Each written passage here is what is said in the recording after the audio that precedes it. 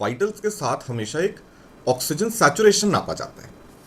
तो ये oxygen saturation नापा जाता है पल्स ऑक्सीमेट्री के तरीके से।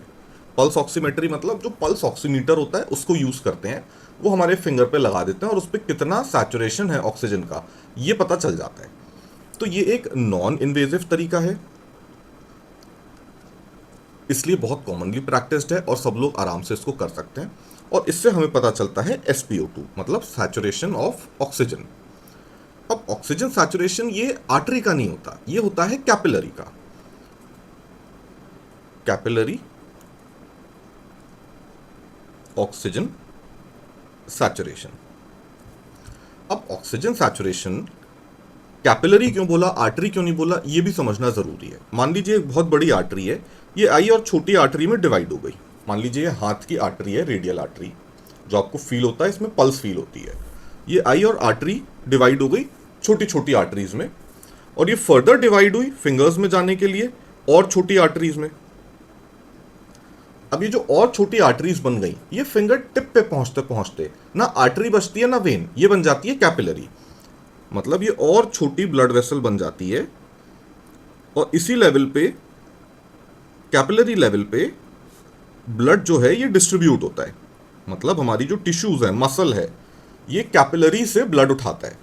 अब जब इसको वापस वेन बनना होता है, यहां से तो ब्लड आ गया, अब जब इसको वेन बनना है तो ये कैपिलरी मिलके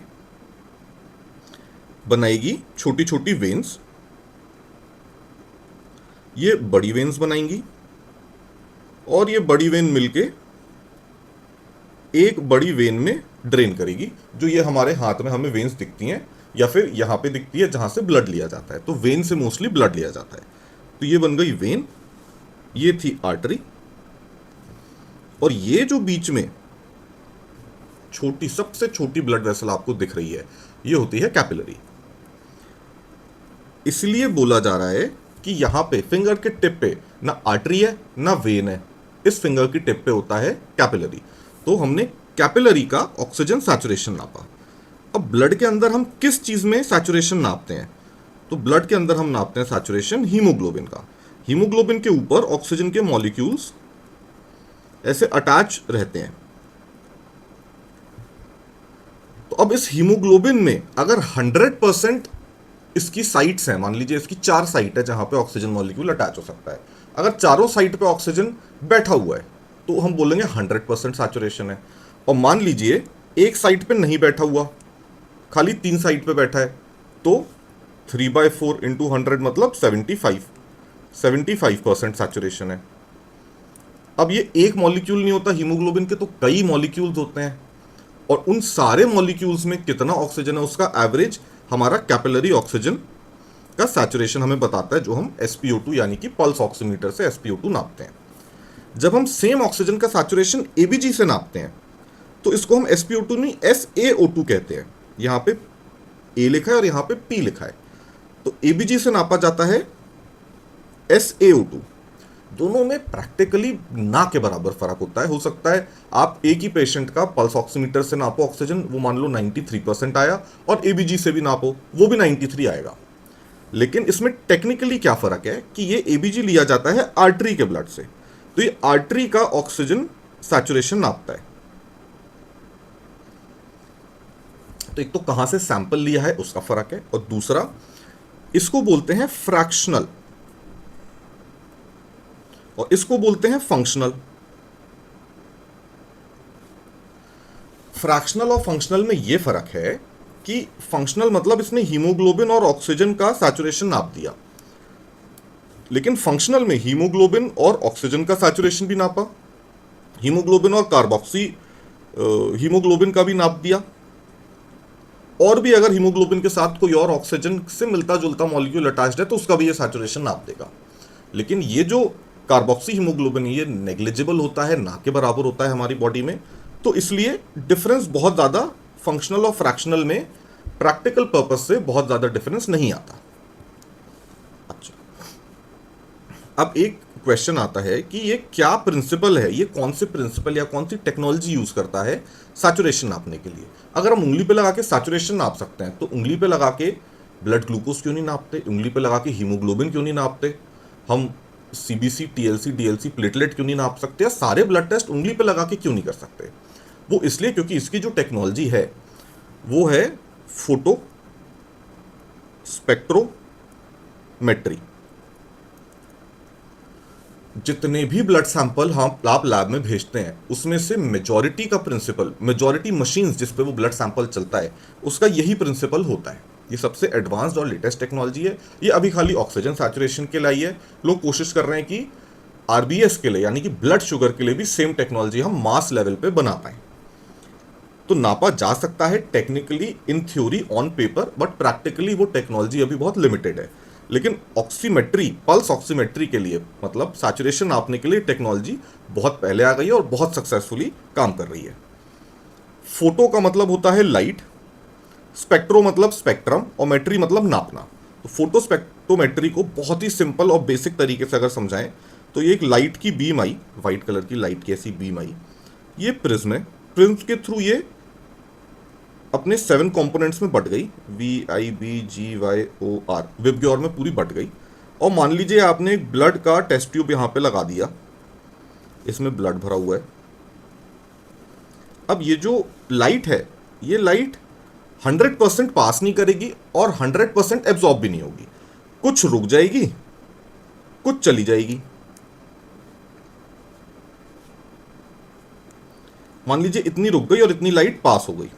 इसको अगर हम मेजर कर लें और इस पर एक मीटर लगा दें और इसमें नाप दें कि ये कितना है, इसको डिजिटाइज कर दें, तो ये होता है प्रिंसिपल फोटो स्पेक्ट्रोमेट्री का। मतलब फोटो मतलब लाइट, लाइट गई अपने पूरे स्पेक्ट्रम में ब्रेक डाउन करी, जो जो पास हो गई उससे इंफॉर्मेशन डिकोड करके उसको डिजिटाइज करके मेजर कर लेना फोटो स्पेक्ट्रोमेट्री का प्रिंसिपल है। तो जो ये ऑक्सीजन सैचुरेशन है, जो हम उंगली पे छोटा सा एक इंस्ट्रूमेंट लगा के तुरंत नाप के बता देते हैं कि कितनी ऑक्सीजन है, ये इस प्रिंसिपल पे बेस्ड है, फोटो स्पेक्ट्रोमेट्री। ये कॉम्पिटिटिव एग्जाम में भी एक बार क्वेश्चन पूछा गया है। अच्छा, अब normal oxygen saturation SpO2 normal होता है 90 to 100। वैसे आइडियली ये 96 to 100 हमें मिलता है, लेकिन 90 to 100 हम नॉर्मल मानते हैं। अगर लेस देन 90% है तो हम इसको बोलेंगे कि ये लो हो गया, यानी कि हाइपॉक्सिया हो गया। लो में भी अगर लेस देन 90 है तो आपका काम है इमीडिएटली डॉक्टर को आप इन्फॉर्म कर दें और वेट करें कि डॉक्टर साहब आएंगे और कुछ ना कुछ ट्रीटमेंट बताएंगे जिससे ये वापस बढ़ के नॉर्मल हो जाएगा। लेकिन अगर लेस देन 85 है तो आपको किसी के भी इंस्ट्रक्शन के वेट करने की जरूरत नहीं है, तुरंत आप स्टार्ट कर दो ऑक्सीजन और फिर डॉक्टर को इन्फॉर्म कर दो, या फिर डॉक्टर को इन्फॉर्म कर दो और तुरंत आप फिर ऑक्सीजन लगा दो। 85 से कम में क्योंकि बॉडी का काम नहीं चलता, 85 से कम में अब कुछ भी होने के चांसेस हो जाते हैं। और अगर ये 70 से कम है तो हमें पता है कि अब ये पेशेंट कुछ ही मिनटों का मेहमान है, तो ऑक्सीजन भी लगाओ, डॉक्टर को भी इन्फॉर्म करो और साथ में तैयारी कर लो इंट्यूबेशन की, यानी कि वेंटिलेटर लगाने की। 70 से कम ऑक्सीजन में हमें पता है कि ये पेशेंट अब इसको कुछ भी हो जाएगा। तो ये हो गई नॉर्मल वैल्यूज और एबनॉर्मल वैल्यू और किस वैल्यू में क्या करना चाहिए।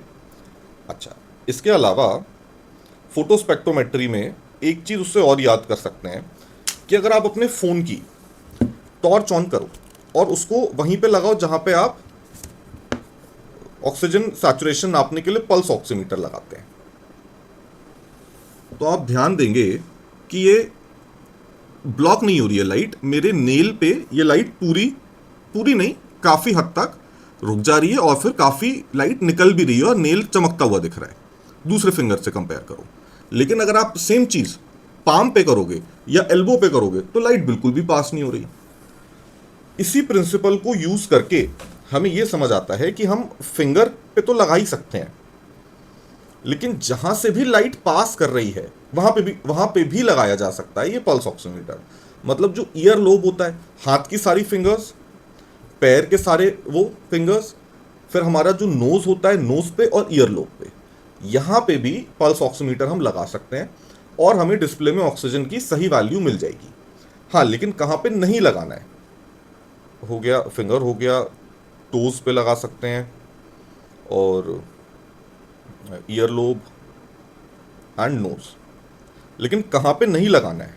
अगर मान लीजिए किसी के हाथ में इंजरी है और उसकी रेडियल आर्टरी में इंजरी हो गई, या उसको फ्रैक्चर हो गया और उसका हाथ नीला पड़ रहा है, उस पर अगर आपने ऑक्सीजन का प्रोब लगाया तो वैल्यू गलत आएगा, क्योंकि वो ऑक्सीजन जब आर्टरी के थ्रू पहुंच ही नहीं पा रही फिंगर में, तो आप गलत कैलकुलेट कर रहे हैं, उस हाथ की वैल्यू हमेशा गलत आएगी।